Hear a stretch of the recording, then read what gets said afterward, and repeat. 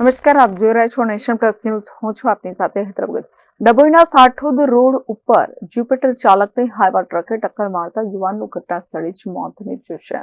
ડભોઈના Sathod road ઉપર Jupiter ચાલકને હાઈવા ટ્રકે ટક્કર મારતા યુવાનનું ઘટના સ્થળે જ મોત નીપજ્યું છે. સાઠોદ ગામનો યુવક ઉઘરાણી માટે ડભોઈ આવી રહ્યો હતો. તે સમયે આ ઘટના બની હતી. હાર્દિક ભરતભાઈ બારોટનું ઘટના સ્થળે મોત નીપજ્યું છે, જેમાં પૂરપાટ દોડતા હાઈવા ચાલકે જ્યુપિટર મોપેડને ટક્કર મારતા યુવક રોડ ઉપર ફંગોળાયો હતો. અકસ્માત સર્જી હાઈવા ચાલક હાઈવા મૂકી સ્થળ ઉપરથી ફરાર થઈ ગયો હતો. પોલીસે મૃતકના મૃતદેહને પીએમ અર્થે ખસેડી હાઈવા ચાલકને શોધવા ચક્રો ગતિમાન કર્યા છે. કેમેરામેન નવનીત પ્રવીણ સાથે સત્યમ હેવાશકર, નેશન પ્લસ ન્યૂઝ, વડોદરા.